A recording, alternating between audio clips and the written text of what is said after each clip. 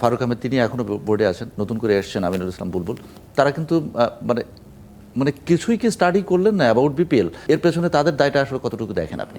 দেখেন, being the board president, আপনি যাদের কথা বললেন, the previous one mister Faruk Ahmed এবং the current one Aminul Islam Bulbul, তাদের কেউই দায় এড়াতে পারেন না।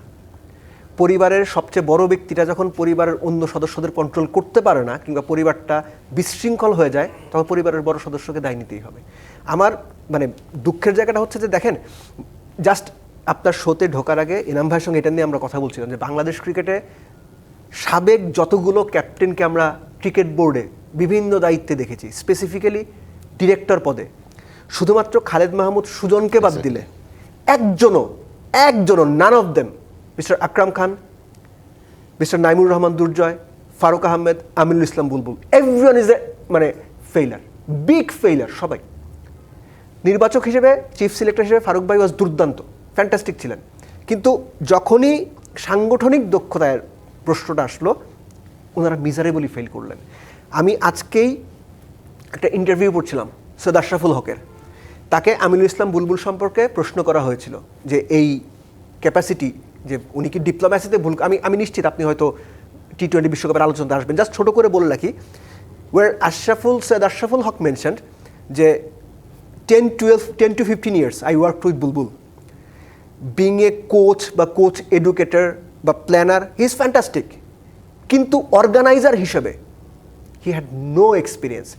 আমি ওই কথার সূত্র, আমি জাস্ট কোট করে বললাম সৈয়দ আশরাফুল হককে, আমি ওই কথার সূত্র ধরে বলতে চাই, এই ক্রিকেট বোর্ডে যারা আছেন পরিচালক পদে, আপনি আমাকে একটা নাম বলেন যারা ক্রিকেট সংগঠক হিসেবে বিভিন্ন সময় মুন্সিয়ানার পরিচয় দিয়েছেন কিংবা ক্রিকেট সংগঠক হিসেবে ভালো কিছু করেছেন।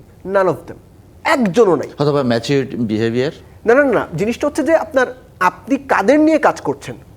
এরা যে ক্রিকেট সংগঠক হিসেবে ক্রিকেট বোর্ডে ঢুকলো, এটার বারটা কে সেট করেছে? Is it political?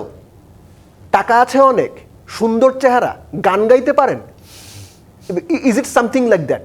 যদি সেটা হয়ে থাকে, এগুলো যদি ক্রিকেট বোর্ডের ডিরেক্টর হওয়ার ক্রাইটেরিয়া হয়ে থাকে, ইট ইজ আটারলি ডিসগাস্টিং।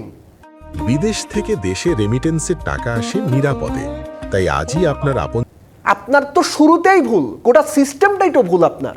আপনি যাদেরকে পরিচালক করে নিয়ে আসলেন, এর সাংগঠনিক দক্ষতাটা কোথায়? আমি তো দেখি নাই ভাই, 13 বছর আমি একদম মাঠের সাংবাদিকতা করছি, 13টা বছর, এদের কাউরে কোনোদিন আমি দেখি নাই ক্রিকেট মাঠে সংগঠক হিসেবে, না ঢাকার ক্লাব ক্রিকেটে, না কখনো আঞ্চলিক ক্রিকেটে। আমি জাস্ট ছোট করে বলি, এই যে এত কথা বলা হলো আঞ্চলিক ক্রিকেট, অমুক তমুক খেলা চালাবো, বাংলাদেশের কয়টা জেলায় লিগ হচ্ছে? Forget about world cup, BPL, Dhaka league, ভুলে যান এগুলা। নরসিংদীতে লিগ হচ্ছে, মানিকগঞ্জে লিগ হচ্ছে, আমার জেলা। এনাম ভাইকে জিজ্ঞেস করেন, তার সিলেটে লিগ হচ্ছে, মৌলভীবাজারে লিগ হচ্ছে, রংপুরে লিগ হচ্ছে, সৈয়দপুরে লিগ হচ্ছে, কোথাও কোনো খেলা হচ্ছে না। এই যে আপনারা ডিরেক্টরদের চুজ করলেন, ঢাকা, চট্টগ্রাম, রাজশাহী, খুলনা, বরিশাল, সিলেট, কি করছেন তারা? বিসিবির প্রেসিডেন্টস বক্সে এসে দামি 5 স্টার হোটেল খাবার খাচ্ছেন, খেলা দেখছেন। This is what they meant to do. এটা কি তাদের করার কথা? আপনি অজুহাত প্রচুর দিতে পারবেন কাজের জায়গায়, যে মানুষদের নিয়ে, যাদের নিয়ে বিসিবি এই বোর্ড গঠন করেছে, যে নির্বাচন নিয়েও যথেষ্ট প্রশ্ন রয়েছে, এরা এক কথায় অর্গানাইজার হিসেবে যথেষ্ট যোগ্য না, এবং এই অযোগ্যতা আজকে বাংলাদেশ ক্রিকেটকে এই ফিক্সিং, মিক্সিং, আপনি যা যা বলেন, এইটার দিকে ধাবিত করেছে। অর্থাৎ there is no control, they don't know how to run the cricket show, how to run the cricket board.